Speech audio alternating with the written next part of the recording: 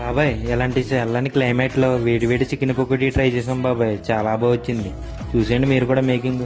ముందుగా అవుతానండి మనం కటింగ్ చేయించుకున్న చికెన్ అయితే తెచ్చుకోవాలండి. తెచ్చుకుని వీటిని చిన్న ముక్కల కింద అయితే కోసుకోవాలి బాబాయ్. ఆ చికెన్ లోని 2 ఎగ్లు వేసుకోవాలి బాబాయ్. ఎగ్లు వేసుకుని దాంట్లో కొద్దిగా కారం, అలాగే మన అమలాపురంలో మీరు తిన్నది బెస్ట్ చికెన్ పకోడీ ఎక్కడో కూడా కామెంట్ చేయండి బాబాయ్, కంపల్సరీ ట్రై చేద్దాం. కొద్దిగా సాల్ట్ కూడా వేసుకోవాలి బాబాయ్. సాల్ట్ వేసుకున్నాక అలాగే కొంచెం కార్న్ పౌడర్ కూడా వేసుకోవాలి బాబాయ్. అలాగే కొంచెం చికెన్ మసాలా కూడా వేసుకోవాలి బాబాయ్.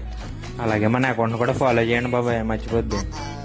అలాగే కొద్దిగా ఘాటు మసాలా, అలాగే కొంచెం అల్లం వెల్లుల్లి పేస్ట్, ఫైనల్ గా కరివేపాకు వేసుకుని బాగా కలుపుకోవాలి బాబాయ్. బాగా కలుపుకున్న చికెన్ ని పక్కన పెట్టుకోవాలి బాబాయ్ ఓ పావు గంట. ఫైనల్ గానే చికెన్ లోని నిమ్మకాయ వేసుకుని పిండుకుని బాగా కలుపుకుని సన్నగా ఆగి మీద చికెన్ వేపేసుకోవడమే బాబాయ్. మంచి వేడి వేడి చికెన్ పకోడీ అయితే రెడీ అయిపోద్ది. మీరు ఎప్పుడన్నా ట్రై చేశారా బాబాయ్? ట్రై చేస్తుంటే కామెంట్ చేయండి మీకు టేస్ట్ ఎలా వచ్చిందో.